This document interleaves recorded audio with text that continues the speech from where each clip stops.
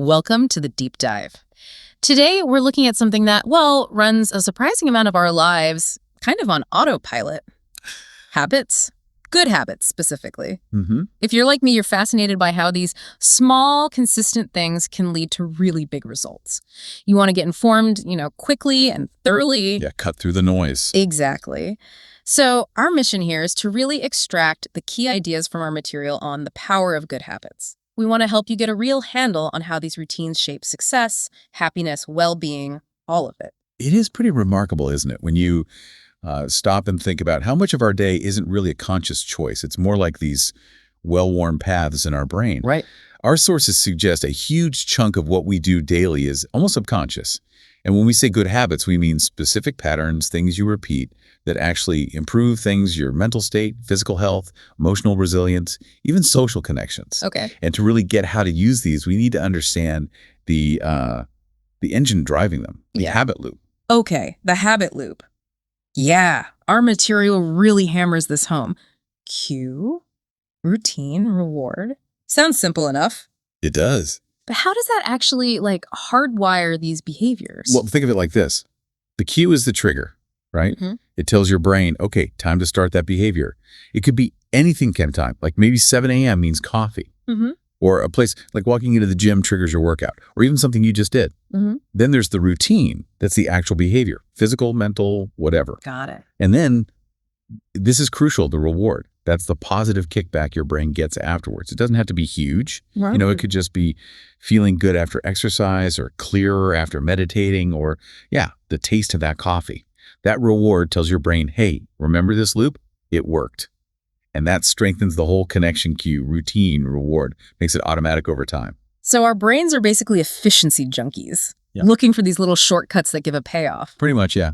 And the more we do it, the deeper the groove.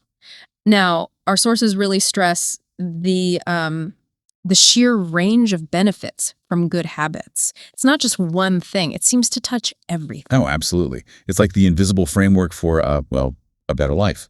Take health. The habit of regular exercise, it's not just about looking fit, right? Yeah. Research shows huge benefits for your heart, energy levels, even your mood, those endorphins. Same with eating well. That's the fuel for your body and brain. Affects focus, immunity, everything. And sleep. That seems bigger than ever now. Oh, totally critical. Yeah. For thinking, memory, just basic functioning. And one thing our material pointed out, which I thought was interesting, was routine medical checkups, making that a habit, linked to catching things much earlier, better outcomes. That early detection point is powerful. Wow. It shows how these small, consistent things add up over the long haul. And it's not just physical health, is it? Productivity comes up a lot too. Precisely. Yeah. Think about managing your time habitually, like regularly prioritizing what's important, planning ahead, breaking big tasks down. That stuff dramatically boosts efficiency, reduces that feeling of being swamped. Or the habit of setting clear goals, specific, achievable ones, and checking in on them. Gives you a map, keeps you focused. Yeah. It's about building systems, really, through habit. And that increased productivity, I imagine that feeds back into our mental state. Like good habits give you a sense of control, maybe reduce anxiety. That's a great point, yes. Habits like mindfulness or meditation, even just a few minutes daily, train your brain to be more present, less reactive to stress.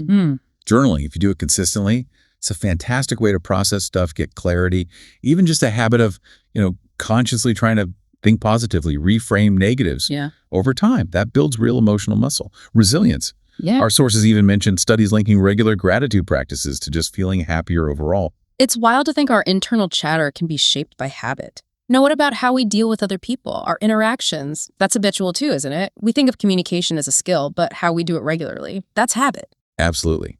Think about active listening as a habit, really focusing on the other person, not just waiting to talk. Right. Harder than it sounds sometimes. It is. Or the habit of empathy, trying to genuinely get where someone else is coming from. These repeated actions build stronger connections. And just the habit of communicating clearly consistently prevents so many problems. Yeah. Builds trust, both personally and professionally. Okay. And then there's finances, often stressful. Seems like financial health is less about big wins and more about boring, consistent habits. Exactly right. The habit of budgeting, just tracking what comes in, what goes out, gives you clarity, lets you make actual informed choices. The habit of saving consistently, even small amounts, builds that safety net, opens doors later. And habits around investing wisely, avoiding unnecessary debt, those are the bedrock of long-term financial stability.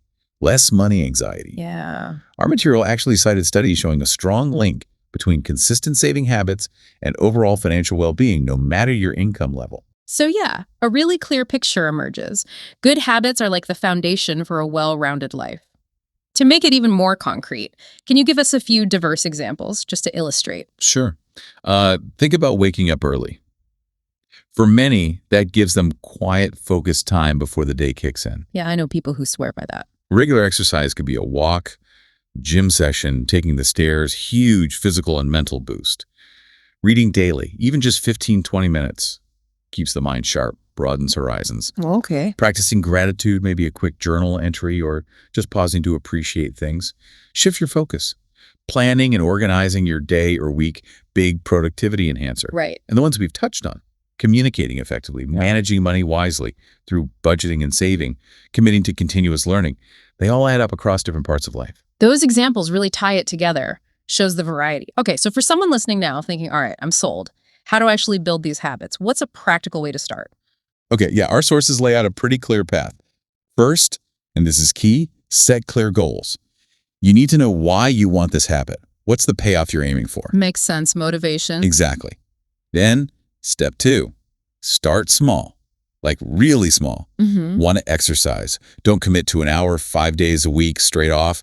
Maybe start with a 10-minute walk. Manageable. Right. Makes it less daunting. Consistency is huge. Try to do it at the same time, in the same context if you can. Helps build that automatic link. Use cues and reminders, phone alarms, sticky notes, whatever works. Track your progress.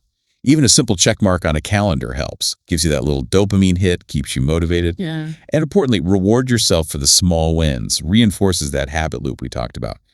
Makes your brain want to do it again. Starting small seems crucial. Less overwhelming, better chance of sticking with it early on. But let's be real, it's not always smooth sailing, is it? What are the common roadblocks people hit? Oh yeah, procrastination. That old chestnut. Big hurdle. Tell me about it. Lack of motivation too. You start strong, then the initial excitement fades. And distractions.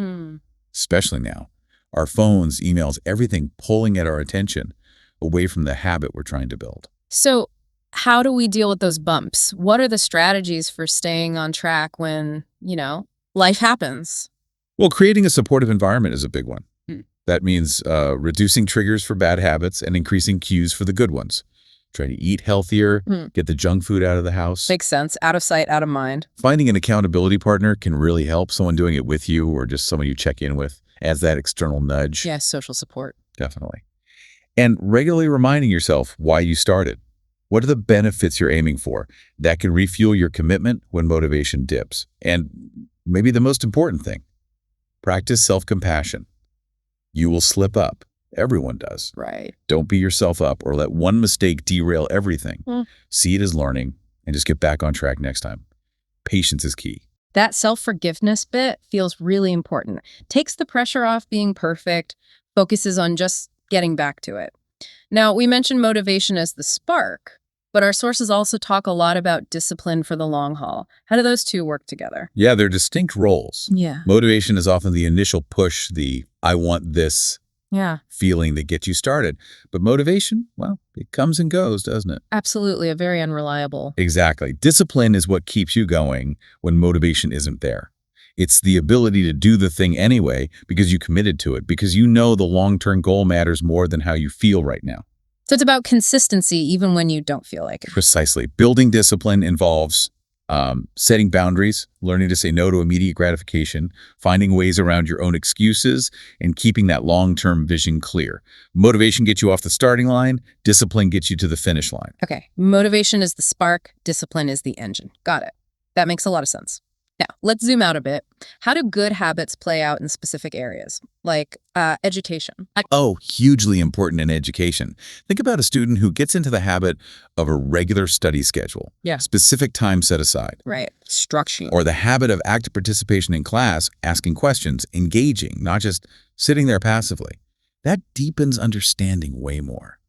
And regularly reviewing notes, revisiting concepts. That's how you make things stick long term. Even just good time management for assignments, setting academic goals, It all builds a foundation for success. It's about being proactive with learning, not just reactive. Okay, what about the workplace, professional life? Yes, certain habits are really valued professionally, and they often lead to growth. Punctuality, reliability, basic stuff, but it builds trust, shows respect. True. Effective communication, written and verbal, is crucial for teamwork, getting ideas across. And the habit of continuous learning, keeping up with your field, getting new skills, that's vital for staying relevant, adapting. It probably helps with career progression, too. Yeah, definitely. Plus, habits around work-life balance and managing stress, those are essential for avoiding burnout and just performing well consistently over time. Yeah, those feel more critical than ever these days. Okay, shifting to personal development. What habits help us grow as individuals? Well, personal development is all about continuous improvement, Yeah. right? So habits are the roadmap. Reading regularly exposes you to new ideas, perspectives. Setting personal goals consistently gives you direction, purpose. Actively seeking feedback, even when it's tough to hear, that builds self-awareness, shows you where to improve. That takes courage. It does. And the habit of self-reflection, taking time to think about your thoughts, feelings, actions. That fosters confidence, resilience, emotional intelligence. It's like building your inner toolkit. It sounds like a positive feedback loop, each habit reinforcing the others, leading to growth. Lastly, what about the bigger picture? Social impact. Can our personal habits actually affect our communities? That's a really interesting angle. And yes, absolutely. Habits like just practicing kindness, compassion in daily interactions that creates a more positive social vibe. Yeah, small things add up. The habit of volunteering time or resources strengthens communities, tackles real needs. Even habits like being a responsible citizen, staying informed, participating civically, contribute to a healthier society.